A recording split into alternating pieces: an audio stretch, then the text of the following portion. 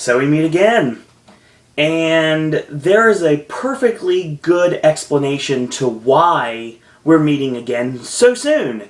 It seemed like only yesterday we had our first Hollywood speculation video, and by only yesterday I mean 12 days ago! It's been almost 2 weeks since I've said anything about Halloween Horror Nights.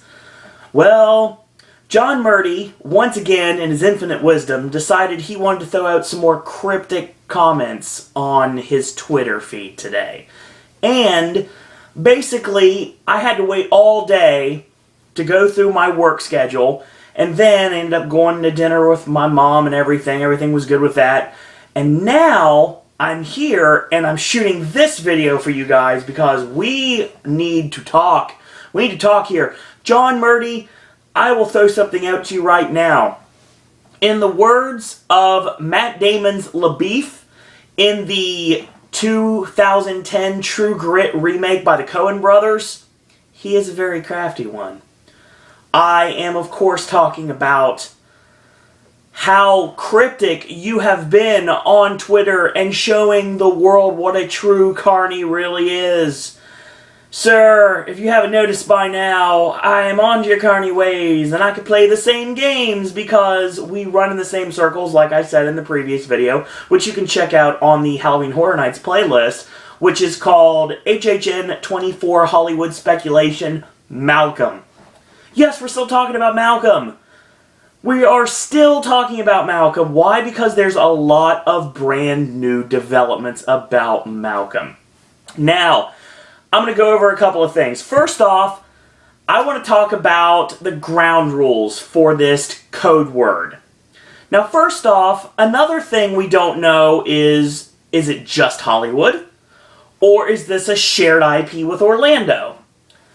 Given the fact that John Murdy said it's Hollywood only, but Mike Aiello has also said that he might be joking, this could be a shared IP. And if it's one of the things I'm about to break down right now, I really want it to be a shared IP. Now, first off, I can pretty much say without any doubt right now that there's a couple of things that have been eliminated. Anything that has to do with a television show or a video game property has been eliminated. So it's not going to be Walking Dead, it's not going to be Resident Evil, Silent Hill, BioShock, Dead Space, anything of that ilk. No, this is going to be a film or book property. Okay, and the reason I said film or book property, because that's the only things left, right? That's right. Now, let me lay out the ground rules for Malcolm. This is from John Murdy himself. The code name relates to a famous Malcolm. Alright? Like I said, it's not based on a video game or a television show. The treatment is 72 pages long, and apparently it's something that HHN fanatics will mark out for, which means it's got to be something big. And the setting is very well known to horror fans. Now here are the hints that were given out earlier today. Numero uno. The hint of the maze does involve that famous Malcolm. He could be dead, alive, or fictitious. Something about this particular Malcolm's career is a hint to the maze. 2. Now, John Murdy, of course, wasn't always head of A&D at Universal Hollywood. Oh no, obviously he had to start out in the park. Well, he also did VIP tours. And in 1989, he gave a VIP tour to a very special celebrity who was on the top of the world in 1989. This celebrity is a male musician. One of his albums is a hint to the theme of the maze. Then there was a clue that said the title of a song sung by one of the X-Men. Okay, let's talk about this, shall we? I would say without any certainty right now that there is a rumor that was listed, and I'm going to go with the Horror Night Nightmares forums. there was actually somebody that listed Malcolm Campbell. And Malcolm Campbell was a film editor on a lot of projects, mainly An American Werewolf in London, leading us to An American Werewolf in London. Well, you know, I think American Werewolf is coming to Hollywood this year, but I don't think that the clue is for Malcolm, so I'm going to knock that out immediately. Now, Christopher Malcolm was a stage actor who played Brad Majors, who was in the Rocky Horror Show, and, of course, he recently passed away. He was in a television series called Thriller. Well, Thriller is connected to someone that is rather obvious to the shirt I just happen to be wearing this evening. Now, let's talk about a couple of things right now.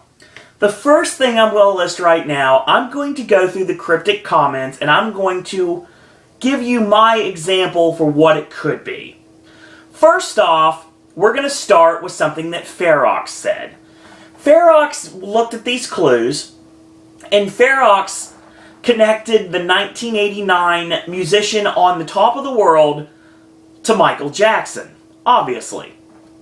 He had the Bad Tour, he was on the top of the world in the 80s, especially towards the middle to the late 80s, and 1989 does fit that time frame. Now, an album of his is a clue to this maze. Well, think about it. You have a location, which could be the Strode House. You have a message that was lifted on from a while back of a famous white mask coming to the event this year. And you have something that people will mark out over, the fanatics. You have the treatment is long enough, and it's not based on a video game or television series.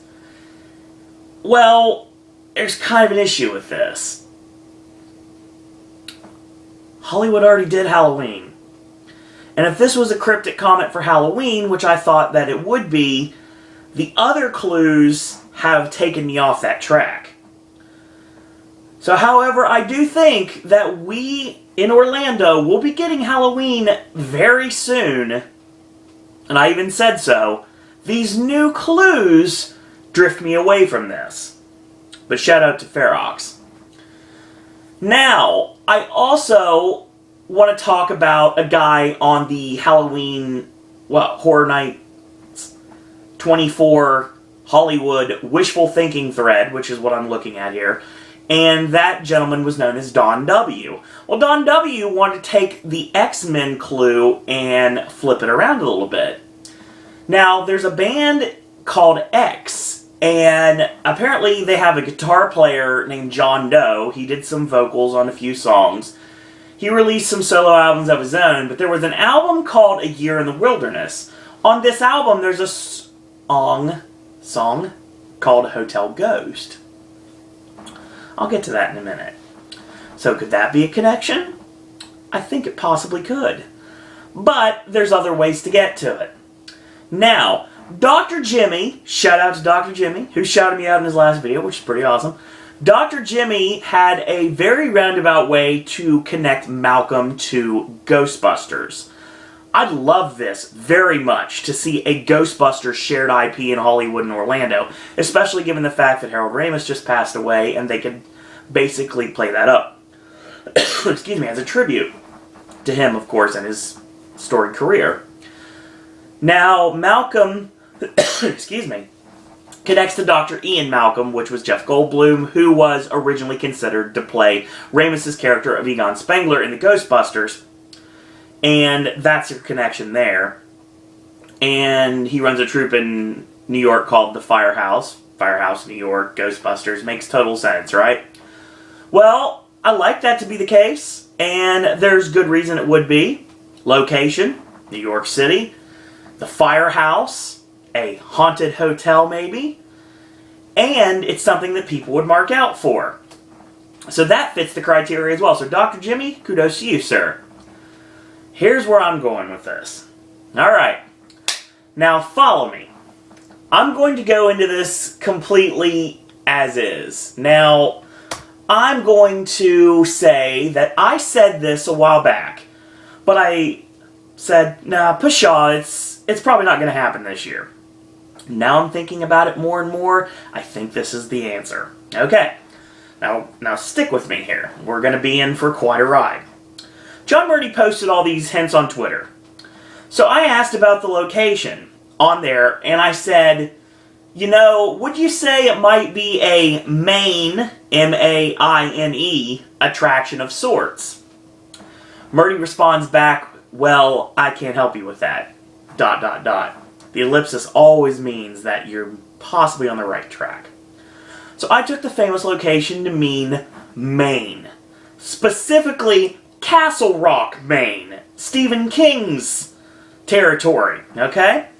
Now, most of King's work, most of his novelizations take place in the state of Maine. There's one notable one that doesn't. See where I'm going with this? Okay. So, then it was announced that the hint involves the VIP tour of the celebrity and the celebrity's album. Well, like I said, there's an album that's not a traditional album. It's basically together with the short of the same name, alright? There is a short that Stephen King did with Michael Jackson called Ghosts. And yes, it was basically done to promote the Blood on the Dance Floor album, alright? But technically it was an album on its own. You actually can purchase it on Amazon. I did my work to make sure that's correct. Now, I looked into this, and that's the connection to Stephen King, alright? Ghosts, alright? So we have a connection right here, right? Well, there was that hint that may as well be a red herring that one of the X-Men sang a song. And this, of course, also pertains to the maze. There's a couple ways to look at this. One, the immediate thing people jump to is Hugh Jackman. He's got Broadway chops, he's won Tonys, he obviously was in Les Mis, and he knows what he's doing. You cannot connect Hugh Jackman. This is not what you do. Now, if you really want to look into it, will.i.am was in X-Men Origins Wolverine as Wraith, and of course he was a producer on MJ's later works, right? Well, the connection I'm looking at here is the fact that Alan Cumming was Kurt Wagner, which is Nightcrawler, and he has a song called Shine. Now, if you want to connect this to a previous clue, the Malcolm that Dr. Jimmy was talking about in Macbeth, Alan Cumming played him on Broadway. Okay. Now, the Malcolm in the Middle clue that everyone jumped on, there is an episode that was in 2000 called Therapy. And during that episode, while one of the characters is waiting for a therapy session, the other one moves their finger and talks in a strange voice, just kind of like Danny in The Shining. So what am I saying? Well, let me put it this way. I'll go back to Don W's cue and say something about Hotel Ghost. Not connecting to Ghostbusters.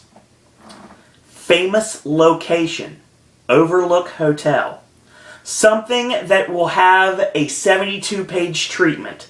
Something fans have wanted for a long time, and something that fans will truly mark out for.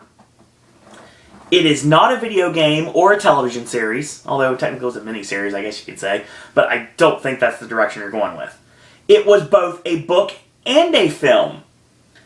And my Malcolm connection could also be to Malcolm McDowell to take you to A Clockwork Orange, which is a Kubrick, and Kubrick to this property.